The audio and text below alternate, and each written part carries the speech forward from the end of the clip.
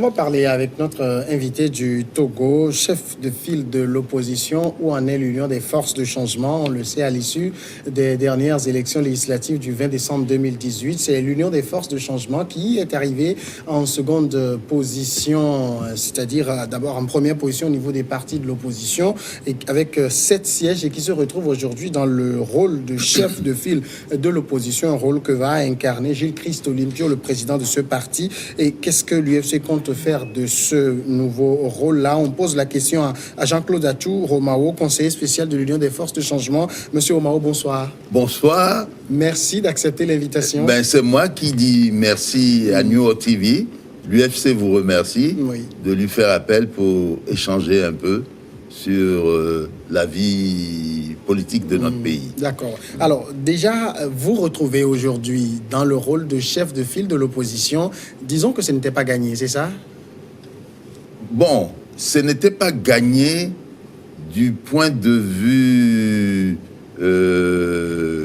électorat ou autre, où nos militants étaient un peu fâchés contre nous, peut-être parce que nous avions mal expliqué les raisons de l'accord intervenu avec le RPT et puis qui se continue avec UNIR. Mais le rôle de chef de file de l'opposition, je crois que personne ne peut dénier à Gilles-Christ Olympio d'avoir toujours tenu ce rôle. Et j'aime à dire que si on dit en Afrique que les morts ne sont pas morts, et que s'il fallait interroger le président Eyadema et lui poser la question de savoir ce qu'il pensait de l'opposition, j'aime limiter un peu en disant l'opposition, ce Gilles-Christ Olympio, il m'a fatigué, il n'est pas bon, il est méchant. Et il ne faut pas oublier que le général Eyadema a gouverné pendant presque 40 ans. Donc, un monsieur qui cite un autre de la politique et dit que ce monsieur l'a fatigué, c'est-à-dire s'est opposé à lui pendant 40 ans, et c'est son fils qui poursuit aujourd'hui, et dire que quelqu'un qui s'est opposé au général Eyadema, et ce n'est pas l'opposition de salon qu'on voit actuellement, alors là, il fallait être un véritable opposant.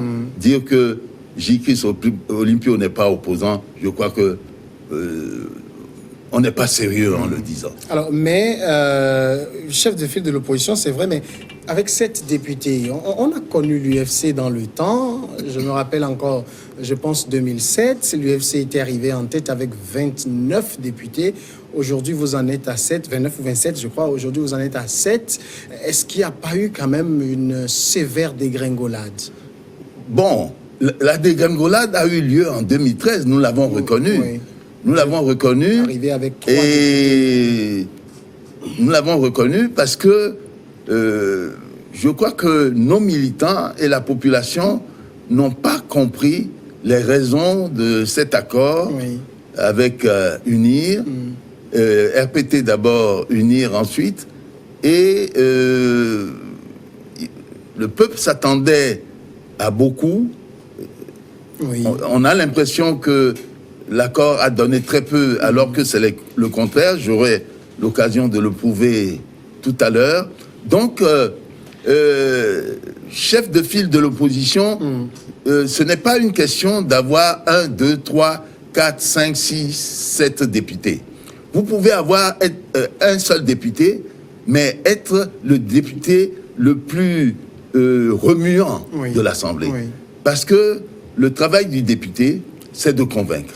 C'est de faire du lobbying. Et lorsque le seul député là a la conviction que les idées qu'il porte sont les idées intéressantes pour le pays, il ne faut pas qu'il le garde seul et s'arc-boute là-dessus. Non, il faut qu'il le porte vers les autres députés des autres démembrements, les convaincre et finalement amener un certain nombre de députés à cautionner l'idée qu'il porte. Donc, le travail du député, ce n'est pas d'être 17, 20 ou autre. Bon, la législature passée, l'opposition avait quand même pas mal de députés, mais ils n'ont même pas pu faire une seule proposition de loi. Bon, maintenant, il revient à l'UFC et à l'opposition présente à l'Assemblée de démontrer qu'ils savent faire mieux que ceux qui viennent de partir. Et donc, vous me posez la question tout à l'heure de savoir quel serait notre rôle. D'abord, c'est un rôle de courroie de transmission. Alors d'accord, avant d'aller au fond du rôle de chef de file que vous allez jouer, vous avez évoqué tantôt cet accord qui vous a lié au RPT et puis à UNIR ensuite. Aujourd'hui, on voit que parce que vous êtes rentré dans le rôle de chef de file de l'opposition, vous l'assumez pleinement en quittant le gouvernement. Est-ce que ça veut dire que l'accord est caduc? Non, l'accord n'est pas du tout caduc. L'accord existe. L'accord est bon pour le Togo parce qu'il ne faut pas nier les faits. L'opposition politique qu'il y a eu au Togo a été, comme il y en a eu d'autres par le passé, je veux dire par le passé, il y avait l'opposition culte progrès. Ensuite, il y a eu opposition UFC RPT. Personne ne peut le dénier. Ce serait être de mauvaise foi que de ne pas le reconnaître. Quand J-Chris Olympio arrivait au Togo, c'est bon, tout le monde tremblait. Absolument. Donc, l'UFC portait cet espoir-là.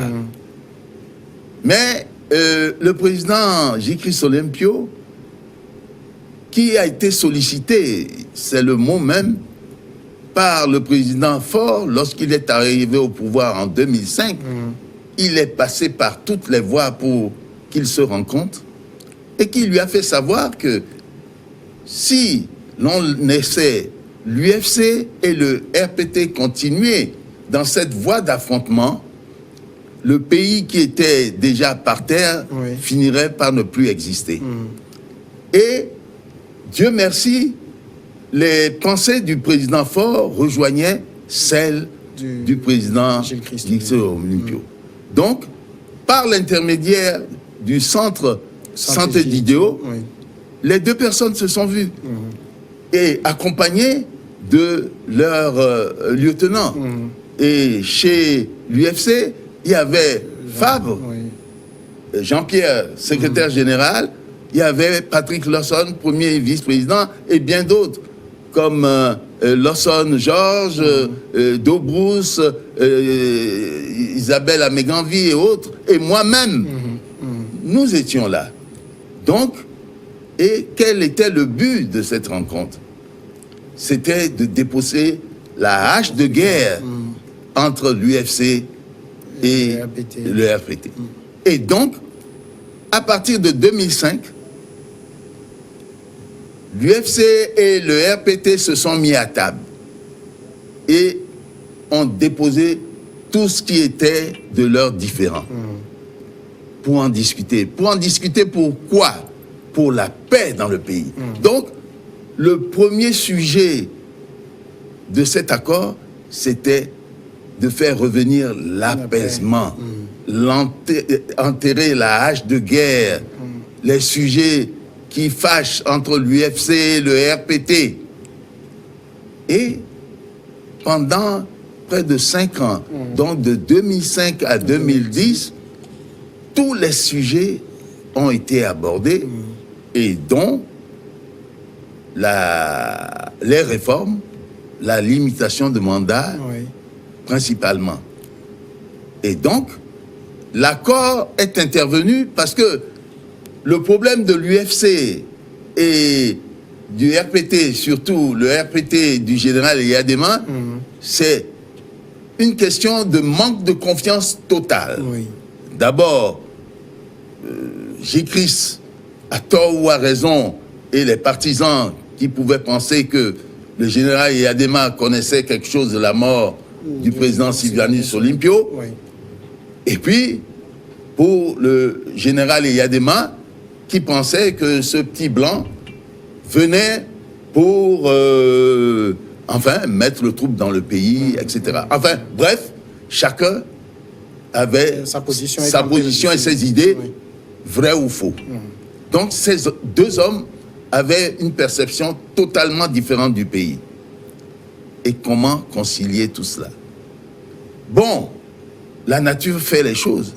C'est que, après la disparition regrettée, parce que une mort n'est pas souhaitée, du président Eyadema, bon, le fils de Sylvanus Olympio et le fils du général Eyadema ont eu à se rencontrer. Et Dieu merci. C'est pourquoi je dis que j'étais encore à la messe ce matin et nous avons fait cette prière à la nation que les catholiques disent, la réconciliation, que les familles qui ne se réconcilient pas trouvent la réconciliation. Oui. Et je dis, mais comment ne pas être heureux que les deux familles les plus opposées au Togo, par ces temps-ci, il y a eu Kuniski Olympio. Oui. Maintenant, il y a J-Christ Olympio et Eyadema. Et maintenant, il y a J-Christ et le fils de Eyadema qui arrivent à se donner la main, qui sont arrivés à faire l'impasse sur les différends, mais pas pour leur bonheur personnel, oui, pour l'intérêt supérieur du Togo. Et le premier résultat, c'est l'apaisement du pays. Il n'y a que les personnes de mauvaise foi qui ne reconnaîtront pas que depuis cet accord, il y a eu l'apaisement. Mais avant que je ne termine, bon, la population n'a pas compris cet accord. Peut-être notre tort, nous n'avons pas suffisamment préparé, sensibilisé là-dessus. Mais je dois aussi dire la mauvaise foi des lieutenants de J-Christ Olympio qui avaient d'autres raisons de se séparer et qui ont pris cet élément comme une arme contre J-Christ en disant que, vous voyez, s'il s'est rapproché du président Faure, c'est parce qu'il a été acheté par UNI, c'est parce qu'on lui a donné de l'argent, des milliards, etc., etc. Mais que voulez-vous que les Togolais fassent lorsque c'est les lieutenants de J-Christ qui leur disent que J-Christ est un traître? Pourquoi ne le croiraient-ils pas? Alors maintenant, vous vous retrouvez dans le rôle de chef de file de l'opposition. Est-ce que vous allez pleinement assumer ce rôle? Je pose la question comme ça parce que on vous a tout reproché, c'est-à-dire de n'être même pas, à une époque, donné un parti d'opposition. Tout le monde connaît le feuilleton qu'il y a eu à la CENI et tout cela. Aujourd'hui, êtes-vous pleinement de l'opposition? Pourquoi vous dites aujourd'hui? On a toujours été de l'opposition. Je vous ai donné l'exemple assez terre-à-terre que si on devait interroger l'homme qui était le principal homme d'actualité, en l'occurrence feu le général Eyadema, qui a régné pendant presque 40 ans, ce n'est pas de peu. Si on devait le questionner sur l'opposition, il ne citerait pas Agboibo, bien sûr. Il ne citerait pas Ninavi, il ne citerait pas d'autres que J-Christ Olympio. Et celui qui considère que son plus grand opposant, c'est J-Christ Olympio, d'autres viennent dire que ce J-Christ Olympio n'a pas été un opposant. Mais après 2010 et l'accord dont on vient de parler, on a vu que l'UFC est parti au gouvernement. Et ça, c'est apparu un peu incongru pour beaucoup de personnes qu'on dit « je suis opposant, je suis quand même au gouvernement, je participe à l'action du gouvernement, je co-gère le pays, mais je suis opposant ». Non, c'est au Togo que ça peut gêner. Bon, ben ça s'est passé au Sénégal avec Wade et Diouf. 6 mois avant les élections, Diouf démissionne et puis il a fini par mettre Diouf par terre et il a pris le gouvernement. Non, je crois que, et je le disais sur une chaîne, que la politique, c'est pas la guerre. La politique, on ne l'a fait pas contre quelqu'un. On l'a fait pour compléter certaines idées, pour qu'on soit ensemble. Parce que le but poursuivi, c'est le pays. C'est le bonheur du pays. Donc, penser que RPT Unir ont une tare, que les approcher, RPT Unir, c'est le diable. Oui. D'ailleurs, on le disait, les gens du culte le disaient, des gens de progrès. Oui. Au Togo, on trouve des diables un peu partout. Alors maintenant, qu'est-ce que vous allez faire en tant que chef de file de l'opposition? Est-ce que, parce qu'on a vu également celui qui a incarné ce rôle pour la première fois, de manière institutionnelle, je veux dire, dans la législature passée, il n'était pas, quand il y avait les manifestations et tout, on ne le voyait pas du tout. Il assumait pleinement être de l'opposition. Pour vous, chef de file de l'opposition, ça veut dire quoi? Alors, être chef de file de l'opposition. L'opposition n'est pas différent du parti au pouvoir. Il s'agit de Togolais. Oui. Et comme tout le monde ne peut pas être à la direction du pays, à un moment donné, il faut qu'il y ait des femmes et des hommes d'un certain camp qui aient à diriger le pays. Oui. Mais le rôle de ceux qu'on appelle de l'opposition, c'est les frères qui, peut-être, au moment de la campagne, n'ont pas eu les mêmes idées, le même type de société présentée à la population. La population a fait un choix. Maintenant, ce n'est pas d'empêcher ou de mettre les bâtons dans les roues de celui qui est au pouvoir. C'est plutôt de s'en approcher pour le conseiller. C'est vrai qu'ils ont une vision, mais qu'est-ce qui dit que leur vision est la meilleure pour le pays? Ils n'ont pas la science infuse. Bien sûr. On dit chez nous que le baobab, c'est un arbre qu'on ne peut pas embrasser De ses mains. de ses mains. Il faut plusieurs bras pour l'embrasser. Donc, ça veut dire que les deux parties doivent s'écouter. Et je rapproche ça de la situation dans un ménage. Oui. Un couple qui ne s'écoute pas, un couple qui ne se parle pas est voué à l'échec. L'opposition a supposé que nous ayons un parti au pouvoir qui est en train de mener le pays vers la ruine, qui dépense, parce qu'ils ont tout pour dépenser. Et on va rester là en disant, bon, on attend, soit on leur fait un coup d'État, soit on les dépossède, mais on va attendre. Quand ils vont finir d'épuiser le pays, de ruiner le pays, bon, quand nous allons arriver, nous allons remettre tout en place. Mais non, ça sera trop tard. Ça veut dire que vous aurez une relation plutôt de Absolument. collaboration avec ceux qui sont au pouvoir. Une opposition participative et contradictoire, c'est-à-dire qu'il y aura des débats, Oui. des débats sérieux. Alors, nous serons une courroie de transmission. Et pour être courroie de transmission, il faut d'abord rassembler. Il faut rassembler l'opposition. Il faut que dans l'opposition, on ait une certaine sagesse.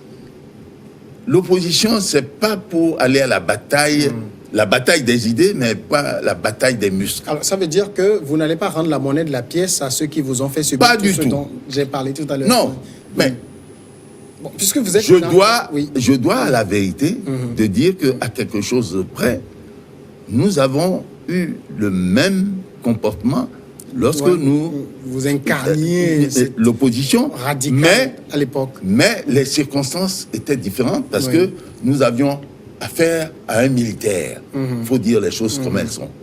Et à la militaire, il fallait endosser d'autres formes de combat. Oui.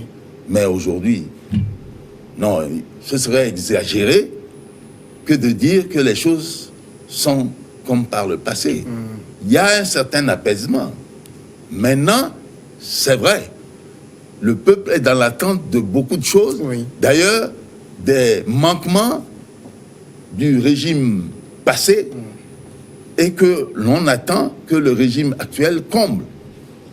Le panier de la ménagère, la mise en valeur des potentialités du pays, qu'il y ait quand même de la correction, que la corruption cesse, que la vérité soit la manière de gouverner, etc., etc. Mais si nous nous mettons à l'écart, bon, ben, si les gens ont cette habitude, et puis l'on sait aussi qu'un chef d'État, bon, est entouré d'hommes et de femmes, mais est-ce que ceux-ci lui disent exactement ce qui se passe dans le pays? Parce qu'il ne peut pas tout voir. Mais lorsque il a une opposition qui participe, avec laquelle il peut échanger, mais sur certains sujets sérieux de la nation, qu'est-ce qui empêche le président de la République de réunir les leaders de l'opposition, de leur soumettre un certain nombre de sujets, qu'ils en discutent? Parce que, au finish, c'est pas les partis eux-mêmes, c'est le pays. Oui. Si le pays est bon, il est bon pour tout le monde. Mais quand il est difficile à vivre, ben, il est difficile à vivre pour tout le monde. On reproche également à celui qui avait incarné le rôle de chef de file de l'opposition dans la législature passée de n'avoir pas réussi à rassembler l'opposition. Quelle va être votre attitude sur ce chantier-là? Ben,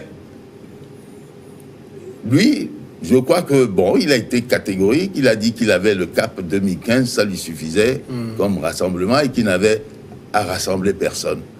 Nous pensons que chaque parti de l'opposition a des idées louables. Hein?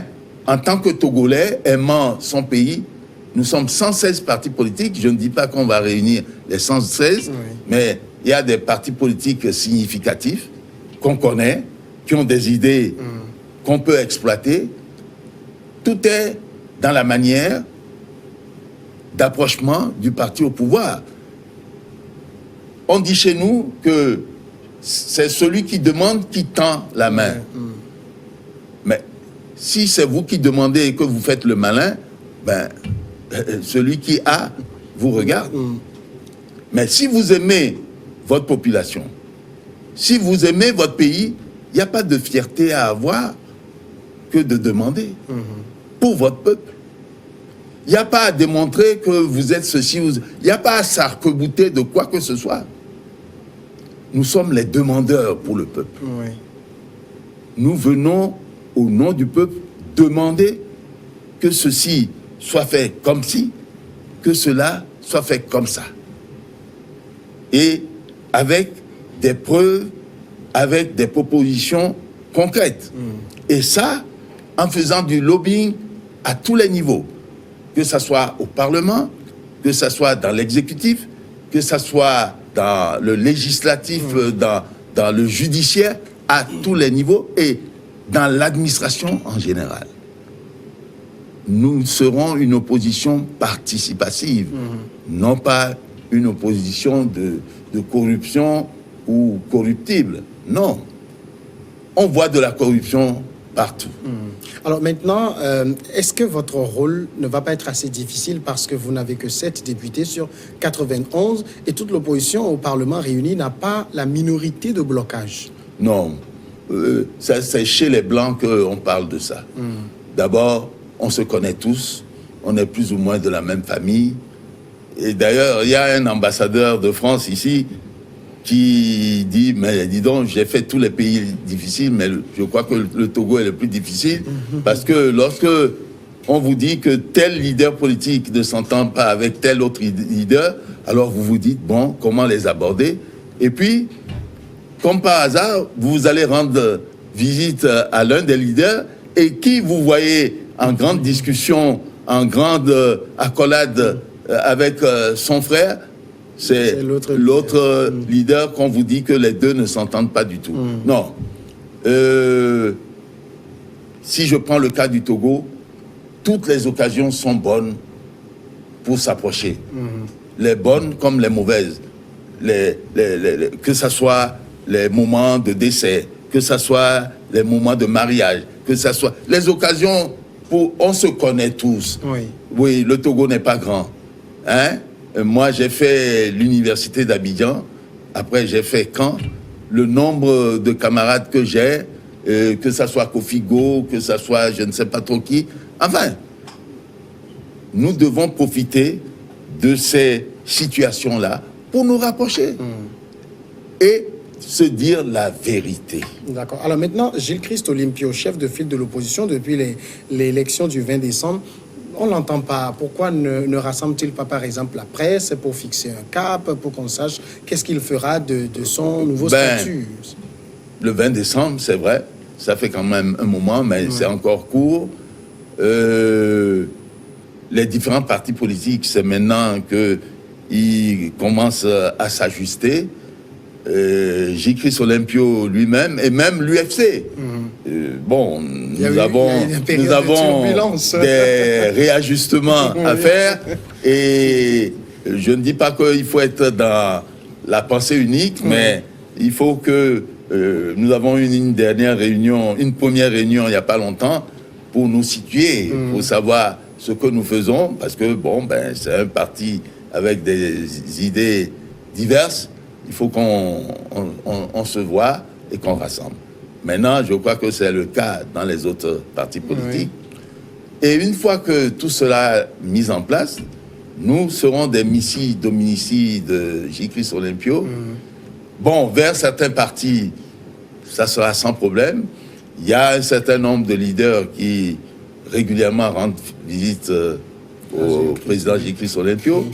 Maintenant, ce qui est curieux, on pourrait croire que ce sont les enfants de même famille qui ne pourront pas se rencontrer. Que les gens se trompent. Il y a tellement plus de choses qui nous lient et ce serait triste que ces liens-là qui dépassent la politique, que ce soit la politique, c'est pas la politique qu'on mange tous les jours. Alors, mais il y a d'autres choses qu'on mange tous les jours. Une dernière ensemble. Question. Oui. Est-ce que Gilles Christ Olympio va occuper ses bureaux de chef de file de l'opposition à la présidence? Est-ce qu'il aura le véhicule? Tout ce que son prédécesseur avait refusé? Absolument. D'accord. Non, le prédécesseur avait simplement refusé... Le personnel, mais les liquidités, il les avait pas refusées. Nous serons partout où besoin sera. Jean-Claude Achou-Omao, merci d'être passé dans cette émission. Merci à toi. Et puis, être à New York TV, c'est toujours un plaisir non dissimulé. Et ça se voit. Merci beaucoup. Vous êtes conseiller spécial de l'Union des forces de changement. On va marquer la pause maintenant. On revient après le journal pour Regard croisé.